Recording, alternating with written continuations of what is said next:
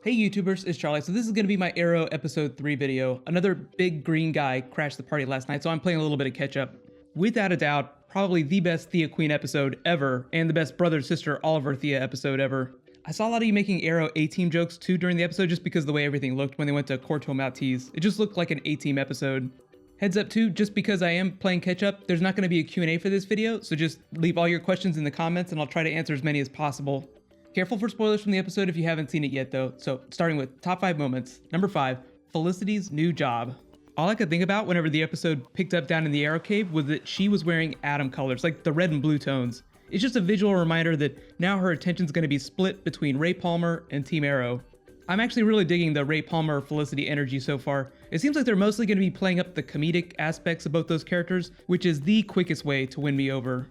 If you didn't catch it, her new assistant, Jerry Conway, is named after the writer that created Firestorm in the comics in the late 1970s.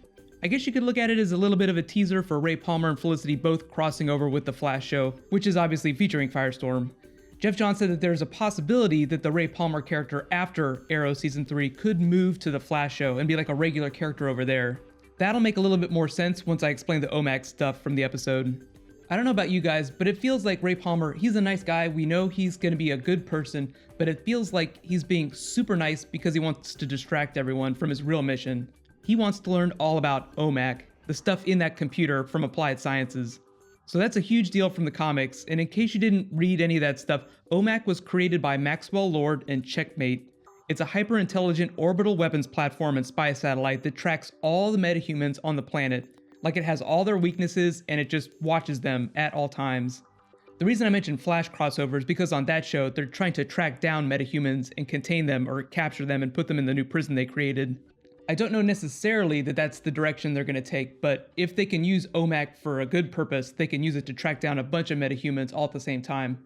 In the comics, it's a little bit different. Ted Kord, the Blue Beetle, found out someone was embezzling money from his company, his mega corporation, to create the satellite. It turned out to be Maxwell Lord and Checkmate, obviously, who used it for general evilness. Because Arrow wasn't allowed to use the Blue Beetle character, they're obviously substituting Ray Palmer for Ted Kord and Queen Industries for Kord's company. Also, since they haven't done Checkmate in the Arrow universe, I'm wondering if they're going to substitute Amanda Waller and Argus. Like, Amanda Waller's the one that commissioned OMAC. We obviously don't know what's going to happen with that yet, but it's possible that Amanda Waller commissioned the creation of OMAC so that she could track down metahumans. It's just a big teaser for Ray Palmer's arc. He's going to be trying to uncover the mystery of OMAC. I don't think that means that he's totally faking being nice to Felicity. I think he is a nice guy. I just think he's being extra nice just so that she doesn't think about what he's really doing. Just put a bookmark on that plot. We're going to have to revisit it again. There's so much going on there though. So much we could talk about from the comics. Number 4, Diggle versus Manhunter. Mark Shaw is the original Manhunter from the comics. The version that Arrow was doing had some of the same qualities as his character, but obviously Arrow being much more of a crime drama than like a comic booky type show like The Flash, they just made it a lot simpler.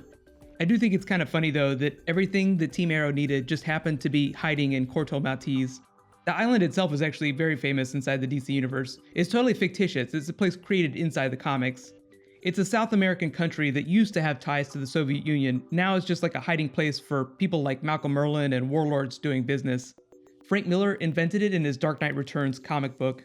That's the first time it appeared, but they have mentioned it on Smallville, and Arrow mentioned it once before during a Deadshot episode during Season 1. Right now I'm thinking that plot to sell the Argus data is separate from the OMAC plot.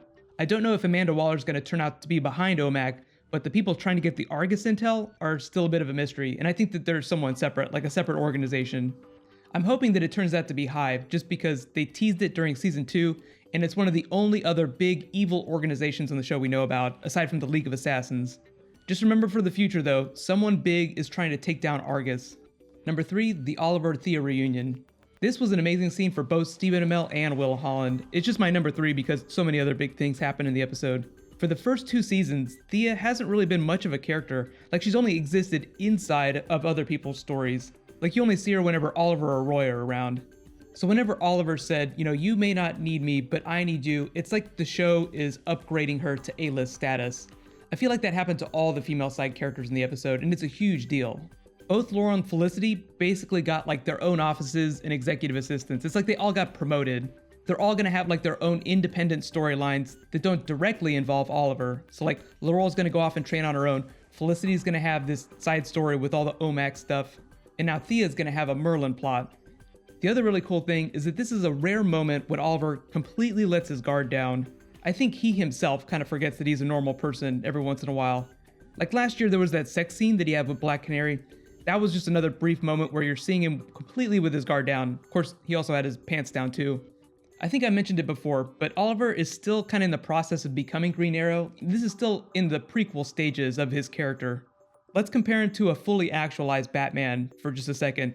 So Bruce Wayne is basically the mask. So whenever he's walking around in daylight as Bruce Wayne, he has to exert effort.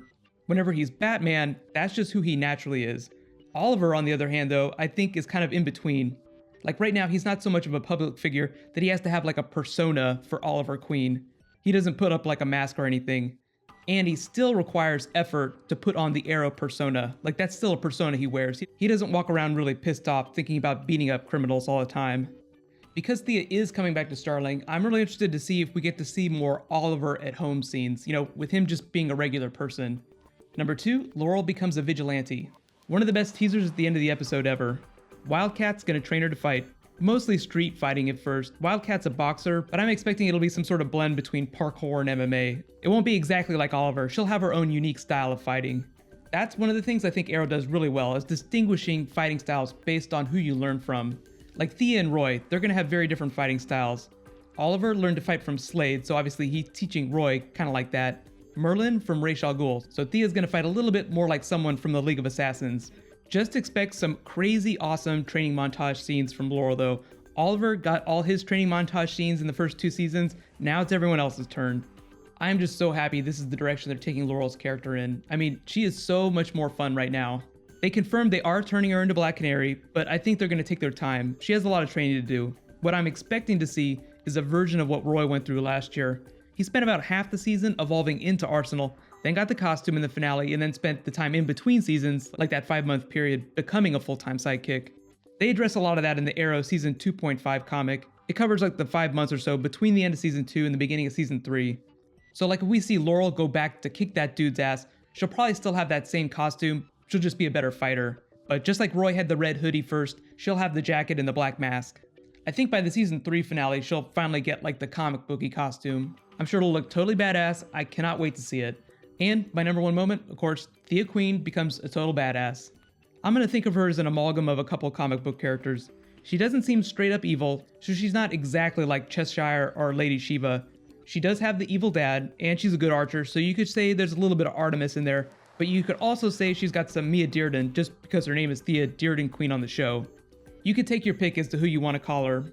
It's important to note that just because she's coming back to Starling, it doesn't mean she's gonna straight up join Team Arrow and be like a plant for Merlin. I think it's gonna be like a divided loyalty situation where Thea still loves Oliver and cares about Roy, but she's aligned herself with Malcolm Merlin, who's their enemy, so Thea's gonna have a lot going on this year. What I'm most excited to see is Oliver and Roy catching her in the act of doing something crazy. They did have that little tease at the airport with the spilled coffee, so Oliver knows something's up, but I think it's gonna be a while before they learn what she's really been doing. Thea's just gonna get to have her own secrets this year, just like Oliver has his. And yes, I do think she's gonna be engaging in some nighttime ass kickery, apart from Oliver and Roy. I hope that by the end of the season, everybody learns everyone's secrets so that she gets to fight with Team Arrow, and Laurel for that matter too. So many crazy things happened in this episode. Let me know what your favorite moment was. And here's actually, while you're thinking about that, here are a couple funny things that I didn't mention. So on Felicity's computer monitor here, she's been reading an article about The Flash. Just a little tease about next week's Flash episode, which she's guest starring on. That's also going to be the Captain Cold episode.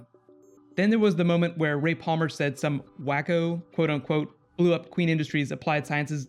That was actually Felicity's idea during season 2. She wanted to blow up the facility so that Slade couldn't use it to manufacture more Mirakuru. So she's the wacko, and of course responds with, "I'm sure they had a good reason." Then there was the makeshift bow that Oliver made. Stephen Amell did a Q&A where he kind of joked about this. Definitely one of the funniest cutaway montages. Please do more of this on the show. Then one of the other crazy funny moments was the flashback with Thea and Merlin to the beginning of their training. I laughed so hard when he was like, "I don't really know how to train you, so I'm just gonna do things the way they were done to me." It's just like a very dad type moment where he's trying to be a single dad to a daughter, and he's like, "I don't really know how to do this, so I'm just gonna try and remember how it was done to me." It's just like a funny, awkward, evil dad moment. And then he gives her a hug. So like I said, just because I'm still catching up because all the Avengers craziness yesterday, there's going to be no Q&A for this video, so just write all your questions in the comments and I'll try and answer as many as possible. I'm trying to do a bonus Ultron video, but next week, huge stuff going on, Felicity going on The Flash, so be sure to subscribe to get that video. It is going to be totally awesome. Constantine also starts tomorrow, so I'll definitely be posting a review for that. I don't know if I'll have time for a bonus video. It's going to air on NBC at 10 p.m., so be sure to check it out. A lot of crazy stuff going on right now, so I added a couple extra links in the description, but you can click here to get ready for Constantine and click here for Arrow episode 2. Thank you so much for watching, so let's all high five and I'll see you guys tomorrow.